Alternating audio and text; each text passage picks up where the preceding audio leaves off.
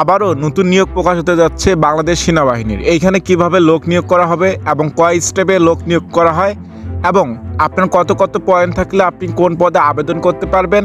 Circular ছাড়ার সাথে সাথে যে এখানে আবেদন করবেন এমনটা না, আপনার আগে জানতে হবে আপনার কি কি পয়েন্ট আছে বা আপনার কি কি এখানে পয়েন্ট থাকলে এখানে আবেদন করতে পারবেন এবং আপনার হাইট উচ্চতা কি কি দরকার আছে এখানে আবেদন করতে।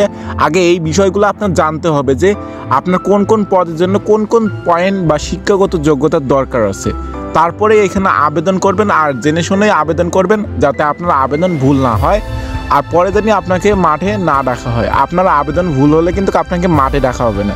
সো আজকের এই ভিডিওর মাধ্যমে বলে দেওয়ার চেষ্টা করব আপনার কয় স্টেপে লোক নিয়োগ করা হয় এবং আপনার কত কত পয়েন্ট থাকলে আপনি কোন কোন সার্কুলারে আবেদন করতে পারবেন। সো ভিডিওটা শুরু করতে যাচ্ছি। শুরু করার আগে একটাই রিকোয়েস্ট থাকবে, আমাদের এই চ্যানেলটা কিন্তু আর্মি টিম দ্বারা পরিচালিত, তাই সবার আগে আপডেট পেতে এই চ্যানেলটি সাবস্ক্রাইব করে পাশে থাকবেন। আর আপনার যদি ডিফেন্স সম্পর্কে কিছু জানার থাকে অবশ্যই কমেন্ট করবেন, আমাদের টিম মেম্বাররা আপনাদের যথাযথ কমেন্টে রিপ্লাই দেওয়ার চেষ্টা করবে।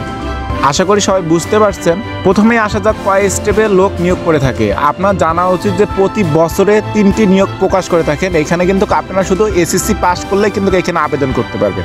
যেমন বাংলাদেশ সেনাবাহিনীর টেট 1 সৈনিক পদে এবং টেট 2 সৈনিক পদে এবং এমওডিসি নিয়োগটি কিন্তু প্রকাশ করে থাকেন প্রতি বছর। কিন্তু আমরা যদি বিগত বছরগুলো লক্ষ্য করতে পারি সেইখানে কিন্তু আমরা 3টা নিয়োগ এসএসসি পাশেই কিন্তু আমরা আবেদন করতে পারি বা প্রার্থীগণ এখানে আবেদন করতে পারে।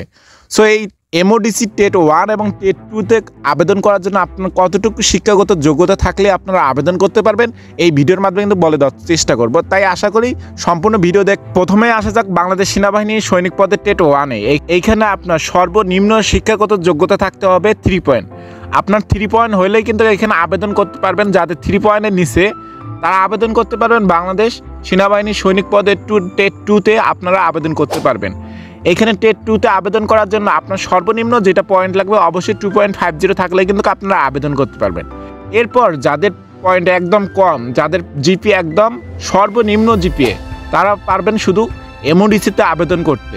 এখানে এমওডিসিতে আবেদন করতে আপনার সর্বনিম্ন পয়েন্ট লাগবে 2 পয়েন্ট। এইখানে আপনাদের পয়েন্টের ভিত্তিতে আপনাকে কিছু নাম্বার বা মার্কিং দেওয়া হবে, সেখানে কিন্তু আপনার মাঠে উপকারিতা আসবে। আপনাদের যদি পয়েন্ট বেশি হয়ে থাকে এর থেকে অবশ্যই আপনারা নির্দিষ্ট একটা মাঠে নাম্বার পাবেন। আর বাংলাদেশ সেনাবাহিনীতে সৈনিক পদে আবেদন করতে গেলে এখানে বয়স লাগবে অবশ্যই আপনার 16 থেকে 20 বছর পর্যন্ত হলেই কিন্তু আপনারা এখানে আবেদন করতে পারবেন। তবে আপনাদের যাদের বয়সের তারতম্যর কারণে আপনারা সৈনিকে ভর্তি হতে পারেন নাই, আপনাদেরকে দেওয়া হবে সুবর্ণ সুযোগ। কারণ আপনারা কিন্তু এমওডিসিতে 17 থেকে 25 বছর পর্যন্ত আপনারা আবেদন করতে পারবেন। আর এখানে কিন্তু সর্বোচ্চ 25 বছর হইলে কিন্তু আপনারা যোগদান করতে পারবেন। সো বুঝতেই পারছেন যে এমওডিসিটা কতটা একটা সহজ করে দিচ্ছে যোগদান করার জন্য। আর সাধারণত হাইট যেটা লাগবে আপনার, সাধারণত যে বাংলাদেশ সেনাবাহিনীর সৈনিক পদে যে যোগদান করতে গেলে সাধারণত মেয়েদের যেটা হাইট লাগে 5 ফুট আর ছেলেদের লাগে অবশ্যই হাইট লাগবে 5 ফুট 4 ইঞ্চি হাইট হলে কিন্তু আপনারা আবেদন করতে পারবেন। আর হ্যাঁ, আপনাদের এমওডিসিতে আবেদন করতে গেলে আপনাকে অবশ্যই একটা নির্দিষ্ট পরিমাণের হাইট হতে হবে। অবশ্যই সেখানে আপনার হাইট হতে হবে 5 ফুট 6 ইঞ্চি, তাহলে কিন্তু এখানে এমওডিসিতে আবেদন করতে পারবেন। এই নিয়োগটা কিন্তু আমাদের প্রতি বছর ডিসেম্বর মাসে প্রকাশ করতে পারে বা ডিসেম্বরের শেষের দিকে কিন্তু এই নিয়োগটা প্রকাশ করে থাকেন। তো আশা করি সবাই বুঝতে পারছেন। যদি কেউ না বুঝে থাকেন অবশ্যই কমেন্ট করবেন, কমেন্টে যথাযথ রিপ্লাই পাবেন। আর হ্যাঁ, আমাদের এই চ্যানেলটা কিন্তু আর্মি টিম দ্বারা পরিচালিত, তাই সবার আগে আপডেট পেতে এবং সত্য খবর পেতে এই চ্যানেলটি সাবস্ক্রাইব করে পাশে থাকবেন। আর আপনার যদি ডিফেন্স সম্পর্কে কিছু জানার থাকে অবশ্যই কমেন্ট করবেন, আমাদের টিম মেম্বাররা আপনাদের কমেন্টের যথাযথ রিপ্লাই দেওয়ার চেষ্টা করবে। ধন্যবাদ।